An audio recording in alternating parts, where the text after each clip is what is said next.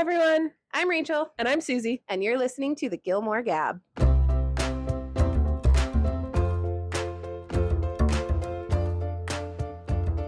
Gilmore Gab. Yep, welcome. Episode 19. Ooh, Can you believe we've done 19 episodes I now? am so amazed. So cool. Well, 20 if you count our exclusive episode. Yes, you can listen to us for almost an entire day without running out of episodes. This is true. Almost. Almost. You got to deal with 4 hours without us. But, you got to sleep sometime. No, you don't. Sleep's overrated. All right. Well, episode 19, a perfect lead-in to talk about the one, the only, Kirk. Kirk. What is his last name? What is his last name? I'm going to look that up because, that's what we do on this podcast. Heaven forbid we do our homework before we show up. I meant to, actually. I meant to look up his name, his last name. What if he doesn't have one? Gleason. Kirk yes. Gleason. I also wanted to look up all of his jobs. Yes. That are actively listed because I tried to keep track of it. But I don't think I got all of them. Kirk jobs. So we'll just have that on the back burner. But I think we should just start with Kirk. Kirk, we love him. Yes, there's one thing I hate about him. But you have to listen to this exclusive episode. Exactly. I can't share that here. Nope, you can't. I mean, it'll probably come up, but we won't tell them that it's that one. Exactly. You have to listen to our whole episode, which I listened to today in its entirety. It was brilliant and funny. We are brilliant and funny, especially when we're sick and tired. Oh, man. It was like the perfect combination of sick and tired that brought out like the hilarity in both of us. Yes. Yes, indeed. Amazing. Well, where do we want to start? Let's start at the beginning, how he wasn't Kirk in the first episode. He was Mick. That's right. The AC installer. No, the dish installer, satellite, whatever it was. Satellite. Wasn't it internet? It was like satellite. Okay. It might have been satellite internet. I remember it was very 90s. Like DSL. Yes. Yeah. Because, DSL was legit fast internet at the time. Fast. Did you still have to dial up to DSL? I have no idea. I can't remember. I remember when we got DSL because I am an ancient one from the 1900s. My grandma had DSL. I remember having DSL like before I went to college. Yeah. Or maybe while I was my in college. Grandma had DSL. So I was like, well, she's like 101 this year. They're gonna think that I'm like decrepit and you're no, because we're 4 years apart. Yeah. Because you're the same age as my husband. So and in that 4 years. No, because I was like, because we didn't have dial up at my house. We just had basic internet because we didn't get internet until later. Basic was dial up. But my parents, we didn't have dial up. I don't know what we had, but my grandmother, DSL? I don't know what we had, to be completely honest with you, because by the time we got it, I was in 8th grade. And you just clicked and you were on the internet. My grandmother's, though, it interrupted the phone line and it made the noises. The iconic noises that I would try and make, but it will not sound. And I was like 10 or something like that then. Yeah, because I remember that in the show, Emily signs them up for it, and she's going to pay for it because Rory needs better internet for Chilton. Yes. Well, it wasn't for Chilton yet. That first episode? Yeah. No, because wasn't he there at like the very beginning of the episode, or was that later? That was later. Oh, okay. Look, again, we've talked about this. We have bad memories. The very beginning of the episode there at Luke's. Oh, that's right. Anyway, Mick. And true Gilmore Girls fans know the lore because Sean Gunn has talked about how like they just put him in this part and apparently they really liked him. And so they wanted him to come back and he's like, I don't know if they just forgot they had already named me or if they just decided to go a different direction and he's supposed to be a different character. So like that's basically the gist of that lore is that they liked him. And then they either forgot that they named him Mick or they just decided to give him a new character. But I want to stand by the fact that Mick was just Kirk in disguise. I agree. As this person because he like maybe with how many jobs he had, what does he say, like 15,000 jobs he's had? Because he's also wealthy. We talked about this in the last episode that like Luke is secretly wealthy. Taylor is apparently like wealthier than we realize. And Kirk is wealthy. Yeah, because Kirk can buy the Twickham house with cash. But it's but also like he doesn't do anything he doesn't use his wealth. Yeah. He has no bills. He literally doesn't have any bills. He lives with his mom. Yeah. And he was haggling Luke for like the rise in toast prices. Yeah, like, but that's, I mean, I guess that's smart business, but he just comes off as like a poor kid living with his mom. Yeah.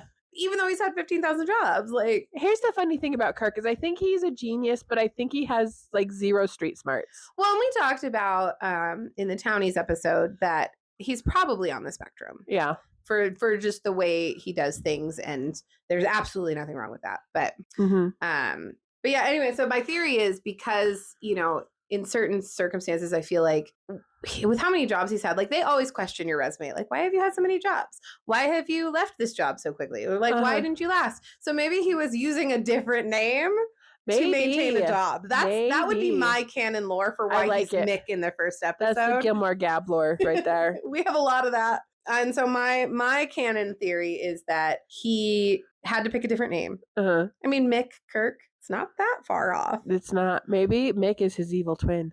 Maybe. That would be another lore, but I don't know that fits as well. I don't think it fits as well.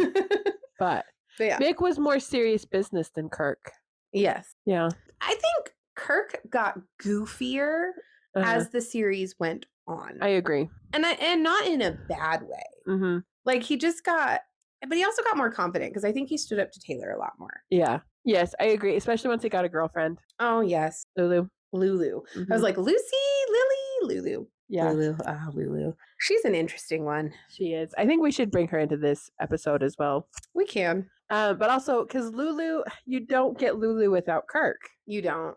And I think there's only a handful of scenes of Lulu without Kirk. Yes. When she's like trying to talk to like Lorelai about Kirk or. There's that. There's also when because she's a school teacher. Yes. And she. Oh, the play. Yeah. That's what I'm thinking of. Yeah. The play. There's the play. There's also when she's, I just forgot. Anyways, there's a handful of times where she's talking to them. The play just reminded me of like some more iconic Kirk moments, but we'll get to those. Yes. We'll get to those. Anyways, but going back to the beginning of Kirk. Yes. I agree. He's much more serious. And then I feel like he just gets like quirky side character the further into the series we get.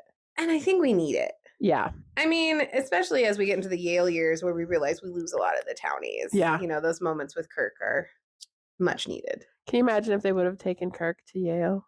Or Kirk was just like, I had to, he runs the coffee cart at Yale. Oh my gosh. Like, I just thought this would be a good idea for a job. Missed opportunity. Right? And Roy'd be like, you came all the way to Yale? Yeah. For a job?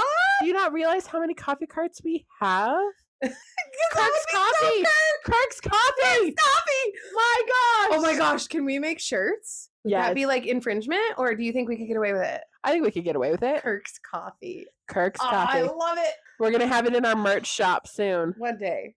The only merch we have is stickers, and it's not even really well posted. I should update our website. You should.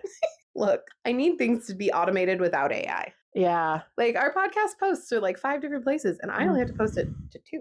It's true. We are very anti-AI over here. We are. I have a whole snippet about that from the last episode. Yes, indeed. Anyways, Kirk. Yes. So, okay. So I'm trying to remember other than Mick. And then he's Kirk from then on. Yeah. I remember. Oh, go ahead. Oh, no, you go ahead. No, you. No, you. You. I just said I have the list of canon jobs pulled up, but. Yeah, I was just thinking of like what I can remember because I know that he comes to the inn. Oh, that's like season 3.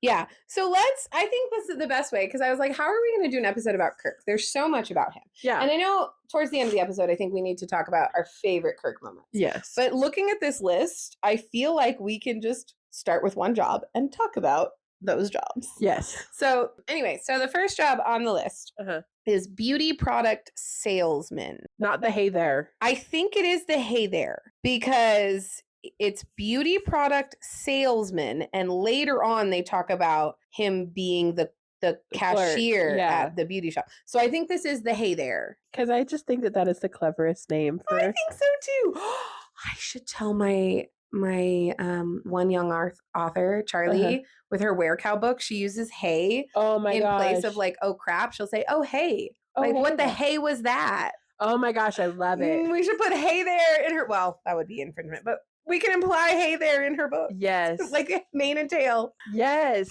Hey there. So, like, how long did that product last? Not very long. It was like by the end of the episode, he's like, hey, you have to get rid of it, but you can't throw it away. Because it's toxic. Yes. It's like toxic waste. Yes. I want to know, like, did he make it himself in a in a bathtub? Like, I think so. Because like it's not EPA friendly. Like, okay, but he has a lot of money. Yeah. So either because he got the packaging. Yeah. So maybe he did but he cheaped out on the lab that made it, Yeah. Like the cosmetic lab that made it. Maybe he cheaped out because he likes to, pinch pennies. It could also have been an MLM. Oh my gosh. Kirk would totally fall for an MLM. He Multiple MLMs even. He could fall for an MLM of MLMs. That's a murder board. That is a murder board. I love how everything's a murder board that has nothing to do with And murders. we don't have a murder board yet. Yet. That should be our summer project. Yes, it should be. It's the basement and the murder board. Yeah, put the murder board in the basement where it belongs. Yes, because murder Make is the scary. basement the murder board. Yes. The whole thing. That would be wild and trippy, and I'm just picturing that's what Kirk's basement looks like. Yeah, he lives in the basement. Remember, because he's tracking the Taylor conspiracy. Oh yeah, that's what I think. Anyway, yes. So the hey there, MLM, toxic waste. Mm-hmm. Yeah, I think that was earlier, but it's just we mix up the ins sometimes. I think because of the situation. That does make sense though, because him holding the hay there is like his in the opening credits. That's his picture for like multiple seasons. So yeah, so that's the first one. Until it's the Babette ate oatmeal shirt and then him pushing it. Yes. Like I feel like those are kind of like the two main Sean Gunn pictures. Yeah, and the Babette ate oatmeal we chalk up to like a side hustle or a self-employment sort of small business vibes. Well, it's because he saw it on the internet. Yeah. And he's like, I want to do that for our thriving metropolis of Stars Hollow. But like daily quote shirts, the overhead on that is ridiculous. Mm-hmm. Yeah. Because he's got to print a new shirt every day and he's got to print however many he thinks he needs. Like, sir. Yeah, and he has a stack of at least 10 or 15 there. Yeah. I mean, we need to make a Babette ate oatmeal shirt. Of course. But we not like to sell, just to look like that and wear. But we do have a Babette ate oatmeal sticker. Yes, we do. So it's amazing. The next job he had was hockey announcer. Oh, yeah. But he knows nothing about hockey. And he's like flipping through the book. And then he's like, wait, did somebody score? And everyone's just like, shut up, Kirk. I love how, Dean as a hockey player. Yeah, if you want to know more about that. I have a lot of things to say about that, but in our exclusive episode. Anyways, I love when he comes over and he's like, Kirk, some of the guys, not me, obviously, but some of the guys say that if you keep announcing, they're going to beat you up after the game or something like that. And like Kirk has like a little book in his hand of like the rules and stuff. And he's like, because I kind of want to go back and watch that episode now because I actually know things about hockey now. Yeah. Like I was as clueless as Kirk when I watched that show. Like every time I watched that show up until like 3 months ago. Yeah. And then the last 3 months I've done a deep dive into hockey for a writing project. But like I kind of want to watch it now because he's like at one point he's like, oh, the quarter. I mean, I guess they're called periods in hockey and like because there's 3 periods in hockey and stuff. And I kind of want to go back and rewatch it because I will probably laugh a lot more at it now. Well, and my thing about that whole episode was I just had to laugh because, to be fair, in the few hockey games I've gone to, which granted have been like small town, like not super pro hockey, I can never understand a word the announcer is saying. Like it's so garbled sounding over the PA system and it's so loud. But I haven't been to a fancy pants hockey game like somebody in this podcast. I have been to an NHL hockey game. And is it easier to understand them over the PA system? I don't. Yeah, because it was in the Delta Center. It means zero things to me. So like that's where the Jazz play. Like it's built for sports. Yeah. So their announcers were very clear. They also are very into tech in there too. And so like they had so like on the ice you usually have like your team's logo, right? They had the Mammoths logo in the middle, but then they also had like they would move what side each team was on because they had like a laser show going on too. It was fancy, so high tech. It was fancy. Yeah. Our hockey rink back in Montana was literally like also the only ice skating rink and public skate area. So yeah, no, I could never understand them. I just liked when they played the music. That music at hockey games, at least at the amateur hockey games I've been to, is almost like, do you remember hit clips from the 90s? Like the little, that play like 10 seconds of a song. That's what their music's like at a hockey game. Okay, even at an NHL hockey game. Because they like play it for a second and then, game has started. Yeah. And then they play it and the game has started. And they like all like mean something different, you know? Yeah.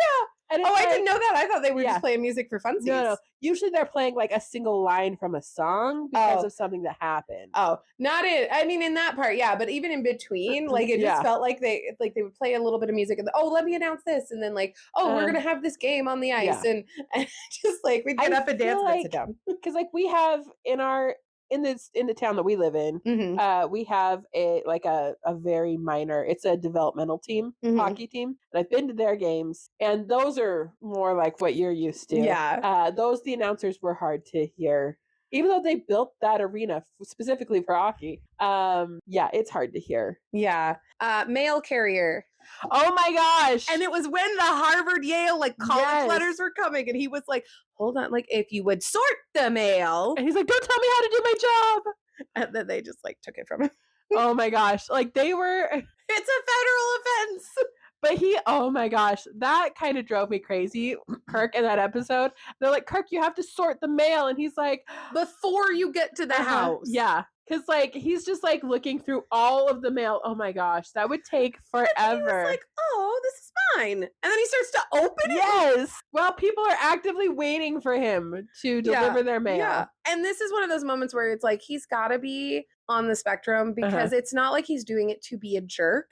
Yeah. He is genuinely unaware of them anxiously being like, we are waiting for something. Yeah. It's like, oh, this is for me. And then opens it, and he's not clocking. Yeah. Like, oh, you are like looking for something. And then they're like, just give us the mail. Yeah, exactly. Oh man. How do you, like, I don't think it's that easy to become a postal carrier. But then again, it is Stars Hollow, and I'm shocked they had a post office. It's true. You do have to pass a test. Yeah. I know that. Sometimes I feel like I would enjoy it, like having a walking route, just because then I would get outside and exercise. I live on a walking route. I don't. I mean, I do, but our guy is not a walking guy. He pulls up to our bank and then he leaves. Yeah, but I think he also parks because all of ours like are on our door. Yeah, they have to, which gets rough in the winter. I'd be like, I would like a walking route only in the summer. Thank you. You can see like the trail of him across our yard. Well, and you can get fined if you don't keep the walk and step clear and safe for them. Yeah. Anyway, so mail carrier. Yep. That was a disastrous job. Tow truck operator. I forgot about this one. I don't remember this one. So was it? Oh wait, I do remember this one. It was like Lorelai's car was like not working or something. No. Or it was parked in the wrong spot. Yes. And he went to go tow it, but he didn't know how to do it. And then she drove off. Yes. And Taylor was like, you have to move your car by this certain time. It was like 10 p.m. Or it's going to get runners or whatever. Yes. Or the cyclists. Yeah, no, this is the moment that you realize, I just realized that like, maybe that's why Kirk had 15,000 jobs, because he's not good. It's true. So far, all of them have ended disastrously in that episode. This is true. Yes. Okay, then we get the cashier at the beauty shop, which I don't know that he was bad at that job. I don't think that he was. I think he just probably got bored with it, because then we have Jess's booty call that was working it, who was bad at that job. Yes, she was. Like, Kirk actually seemed like he knew things. Yeah, he like knew prices off the top of his head, and he was just typing them in really fast. Yeah, and I feel like he kind of knew the products too. I feel like that may have been his calling.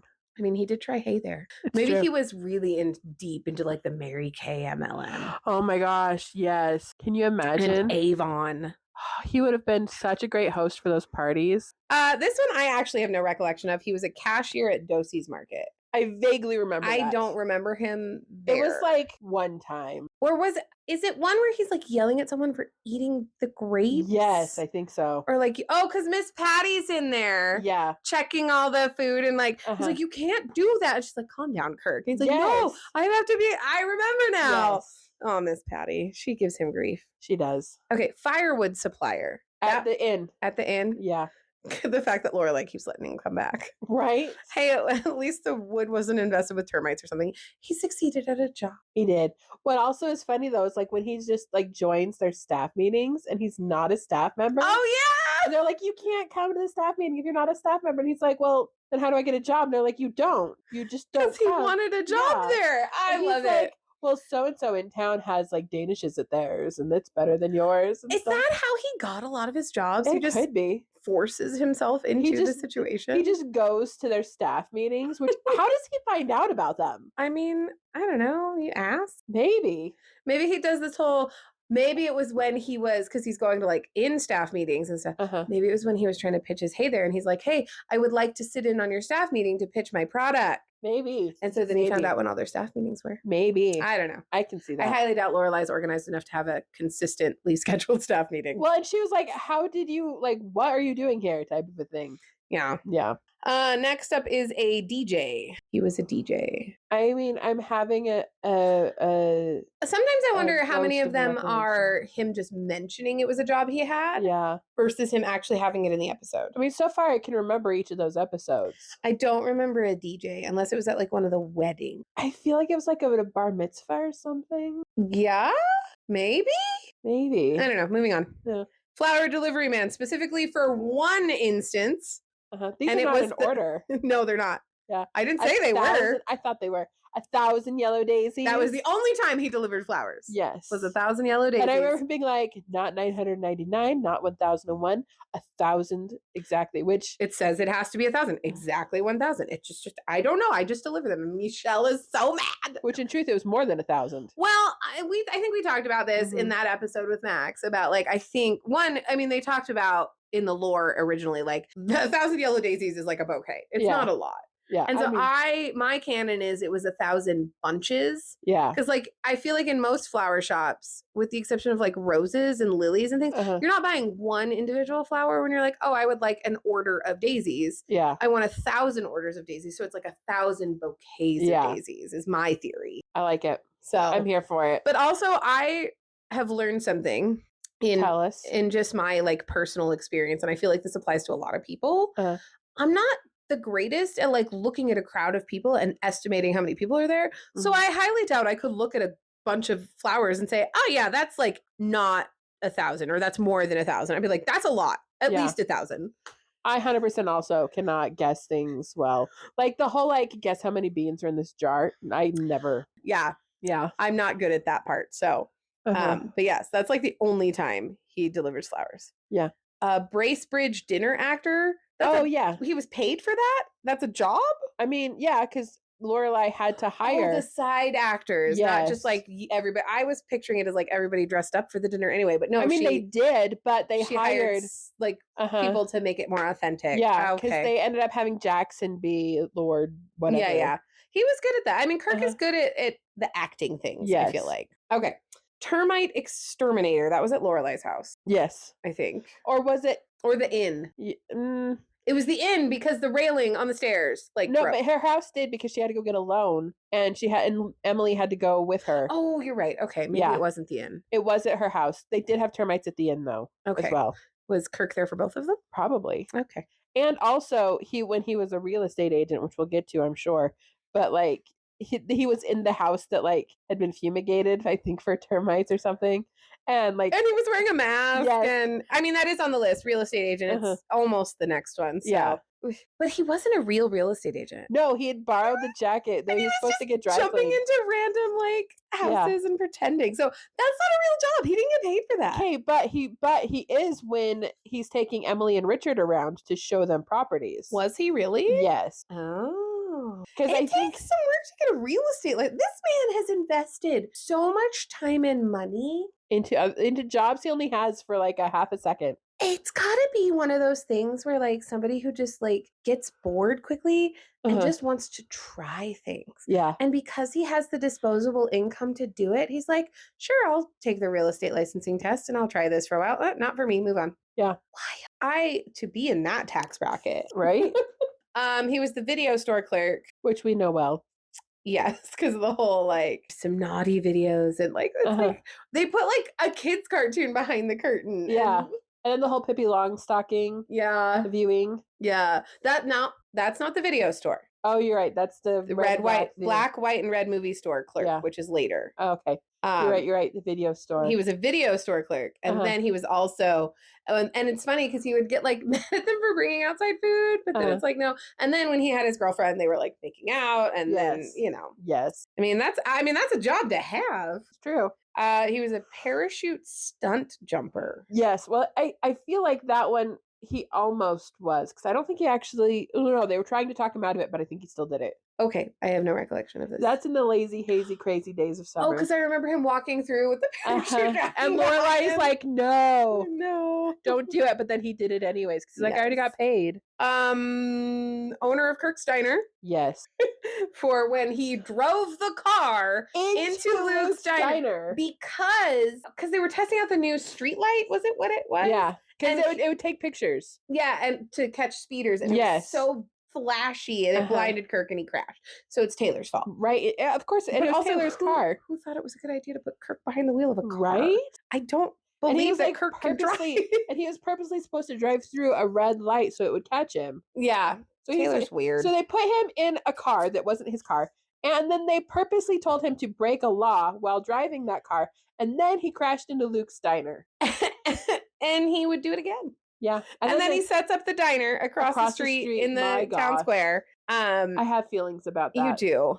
And gotta go listen to our episode to hear him, though. Yes, our exclusive episode. And then one of my favorites, the giant hot dog. Yes. Advertising for Dragonfly Inn. Why he picked the hot dog. And he's in front of Luke's diner, hustling out Luke's. Because, like, she was trying to get more people to come in. Oh, because Suki was trying to get more people to come in for lunch. Yes, because Lorelai's like, we got to cut lunch for a while because it costs. Like, yeah, and Suki was emotional because she was pregnant, I think, and didn't realize she was pregnant. Yes, because that's the episode she finds out. Yeah, and Kirk couldn't find a better costume, or the other one was too expensive because he pinches those pennies. As my husband would say, he squeaks when he walks. Yeah. And so he goes with a hot dog. And then he's in front of Luke's diner, and Luke's just like, this man-child, get your hot dog from his stomach. Yes. Oh, Kirk. Gosh, hot dog Kirk is top. Hot dog Kirk is like, yes. Top tier. Peak. Dog walker. I remember this. Yes. He loses one of the dogs. Because he would let them go play hide and seek, and he would like let a couple off their leashes. Because apparently he thinks that they're humans. Yeah. I mean, they did find him. Yeah. But he also lost 2 dogs. Yeah. And was it 2? I thought it was just 1. Maybe it was 1. He lost at least 1 dog. Yeah. So maybe not the best job. Stilt Man in the Maze. So there was the hay bale maze where Luke is just like trying to deliver food. Oh, yeah. And he's just like, screw it. Like, yeah. Beeps his truck and then busts through it. Yes. I don't remember that one well enough. That seems dangerous for Kirk. I don't feel like he's coordinated enough for that. He is not coordinated enough for that. Pizza maker. Yes. For when they're making the world's largest pizza. But there was a different guy that was talking to Rory about the pizza. Right. But Kirk was supposed to deliver it, and he burned his hands and his face. Oh. Security alarm installer at Lorelai's house. Yeah, and it just he turns it all the way up. And she can't turn it off because he made the code super complicated. And he said it while she was in the house. Yeah. Petty cab driver. They call it a petty cab. Yeah. But a rickshaw. I know what you're talking about. Next was selling estate jewelry, which is when Luke is looking for a ring. Yes. Which, again, like, that lore is wild. Right? Because Kirk openly admits to befriending old ladies who are about to die. And then they give him their jewelry. Yes. When they die. Yes. That's creepy, Kirk. It is creepy. Like, I wonder how connected it is to the Taylor conspiracies. Oh my gosh. Anyway, but also another red string for our murder board. I know. But also I love that like Lulu, Lulu had her eye on a ring, and then he's like asking Luke to see the ring that he bought for Lorelai again. Because he wants to make sure it's not the one Lulu had her eye on. Like, which I was like, at that point, my dude, you already sold it. Yeah, it's done. It's gone. Yeah. That's just the like, who is Kirk? Like, I remember when we were doing the Taylor episode and we were looking things up about him, and it was suggested that he might be in the mafia, and that's why Taylor had so much money. Yeah. No, you know who might be in the mafia, though? Kirk. But he wouldn't even know it. That's so true. I just think they were really well-dressed dudes. Yeah. Who had fun accents. Right? Oh my god. Okay. That's my canon. Selling Christmas wrapping paper. Yes, because the kid that he's trying to sell against a kid. Because he does that. That's the weird thing. Yeah. He does things that are like, if it were anyone but Kirk, you'd be like, that's weird. Super inappropriate. Yeah. Like I remember, so this is not, it's still borderline inappropriate. Yeah. But we let it pass because it's Kirk. Yeah. And that's just weird. Like, why, Kirk? Why are you competing with children to be, if he could have, he would have competed with the Girl Scouts. He would have. He probably did. Yeah. Clerk at Weston's Bakery. I don't remember that. I don't either. Huh. Interesting. Mm-hmm.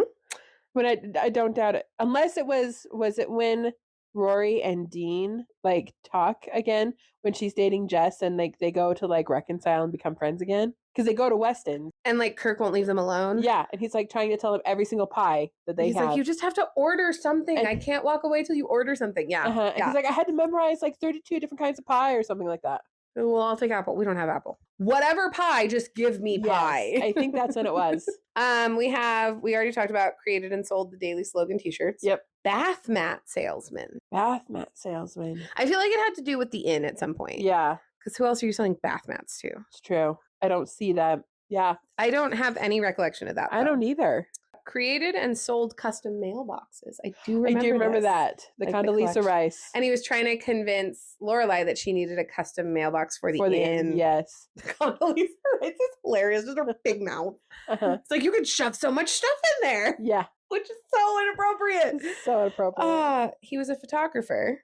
I do kind of remember him delivering Suki's wedding pictures, but he did not take them. No, because I remember he sat down and showed them his portfolio or showed someone. He was like, these are pictures I've taken.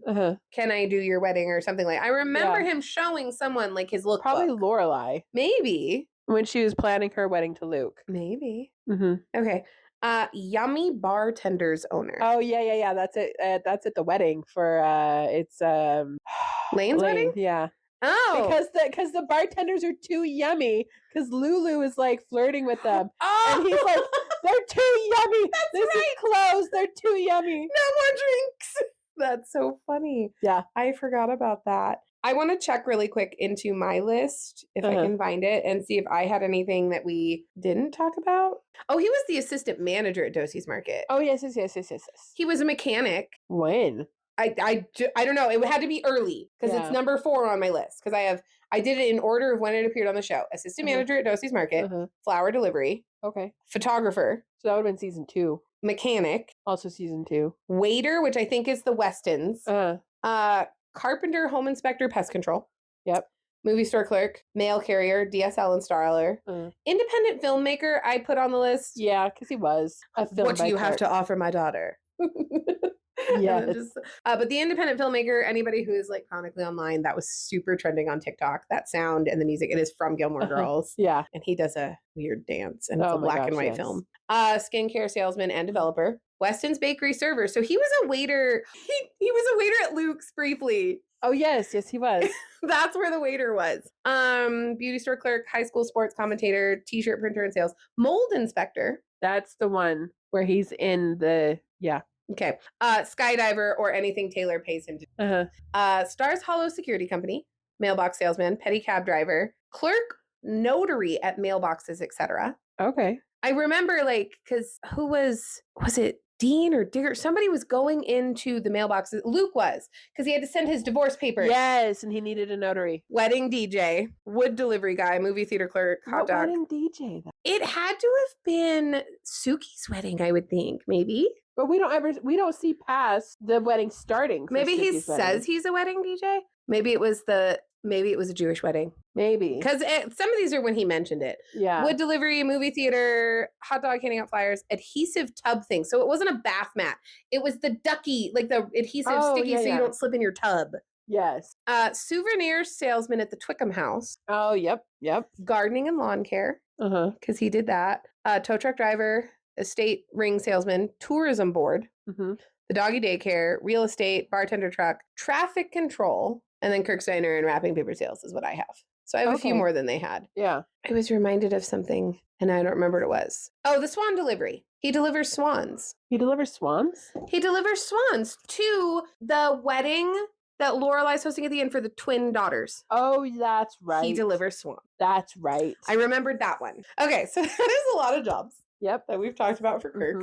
And he claims in the show, like he actively says in the show that he has done 15,000 jobs, I believe. Yeah. So can you imagine filing your taxes each year for that many jobs? Yeah.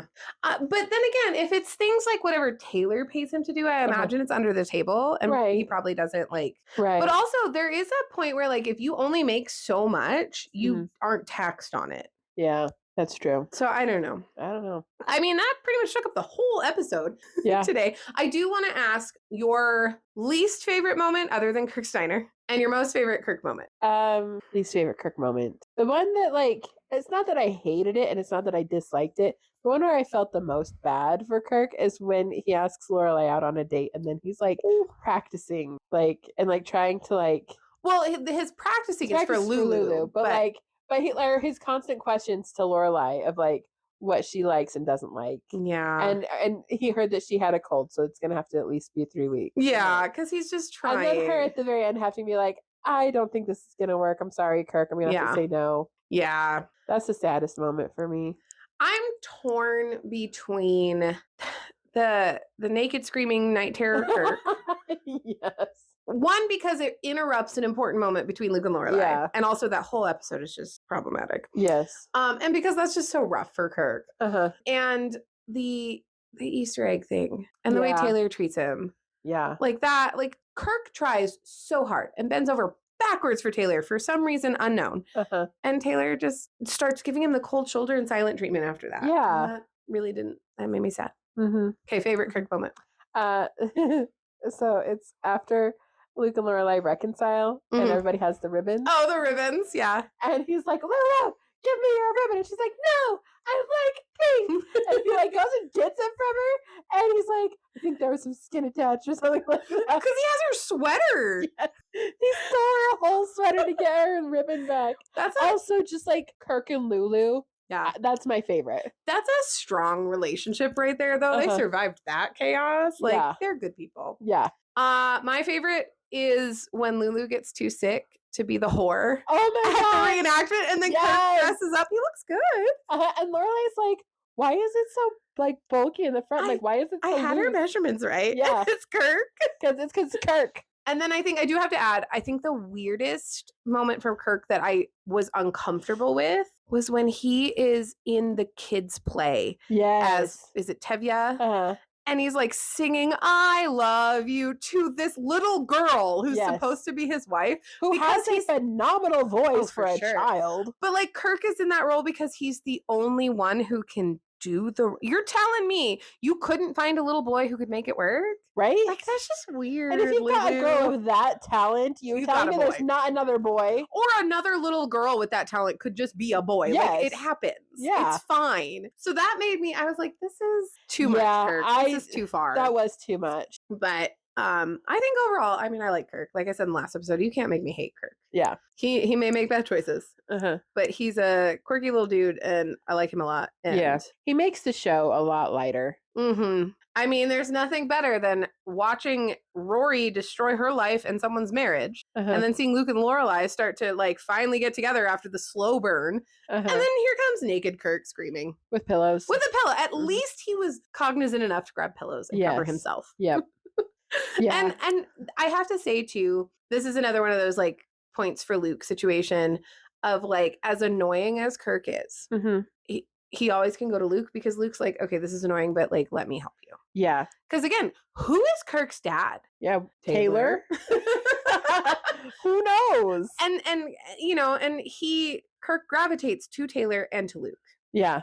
And Taylor's not a great father figure. No. And Luke can be, but he doesn't want to be. Yeah. But like, Kirk didn't go to Taylor. Granted, it's because I think part of it was Luke's the only one strong enough to wrestle his naked body. That's true. And I even think he says that too. Yeah, he does. He's like, you're the only one strong enough. Like, I am a fighter when I am, you know. So. I think we also, before we end this episode about Kirk, we need to talk about Cat Kirk. Cat Kirk. Yeah, he gets a cat and he names it Kirk. And then he's allergic to it. No, his mom the cat's evil. Oh, the cat's evil. And he like, because like every time you see him in that episode, it gets progressively more he's so scratched up. up. And he's like, I filled the tub full of water and then I got in because I heard that cats don't like water. But Cat Kirk is not afraid by water. In fact, I think it makes him stronger. And he like jumped in and like attacked. And so like, it's sad. It's sad and heartbreaking. Of course, but Kirk it's so funny because he like calls himself Human Kirk and the cat Kirk. Yeah. And they're like, do you often talk about yourself with the cat? And he's like, of course. But that's only for one episode, and then Cat Kirk disappears. I mean, let's be honest. As quirky as Kirk is, I'm sure he's in the mafia and knows how to get rid of a crazy cat. Or he just mentioned it to his friends, and then the cat just disappeared. Or he left his mother, accidentally left the door open, and the cat ran away. Why do I just have this image of like a cat in like a cement block, those little paws? Paws in like 4 little cement blocks, or one big one. Not that we condone animal cruelty at all. Absolutely we love animals, not. but that's funny. That animal, I don't know that was an animal. That was probably a demon. I think it was a demon. Poor Kirk. Because, like, listen, it was evil. When Kirk. was that? That was that shortly after the egg? Did Taylor give Kirk an evil cat? Oh my in gosh. revenge? Oh my gosh! I'm glad the mafia got involved. This might be getting a little out of hand. Yes. It is getting late. Yes. It is getting late. I mean, yeah. I would love to sit down with Sean Gunn one day. Sean Gunn. How many times can I say it before it triggers something? We will tag you multiple times. Are your ears burning, Sean Gunn? It would be fun to talk to him about his character. Yes. I mean, not that I don't enjoy the other people. I know Scott Patterson, who plays Luke, has his own podcast, and it's been neat to listen to off and on. Yeah. And Lauren Graham is great. But I think Sean Gunn would just be a delight to discuss the show with. I think so too. And I just, yeah. Because we all know that the truth is Sean Gunn is just another one of Kirk's. It's true. Because Kirk is the real. Mm-hmm. Sean Gunn is a character. Yes. That's where he gets all his money, being an actor. Yes. Sean Gunn in air quotes. All right. And on that note, thanks for tuning in. Yeah. We will talk to you next time. Yes. I don't know what the next episode is. You'll find out next time. Okay, bye. Bye. The Gilmore Gab is created and produced by Rachel Llewellyn and Soozee Carmichael. Music by Kevin MacLeod. Follow us on Instagram at Gilmore Gab Podcast and sign up for our newsletter on Substack. You can also subscribe to our paid Substack for early access to new episodes and exclusive content. The Gilmore Girls show and characters are the exclusive property of Warner Brothers Entertainment. Warner Brothers Entertainment is not affiliated with, nor does it endorse the Gilmore Gab Podcast.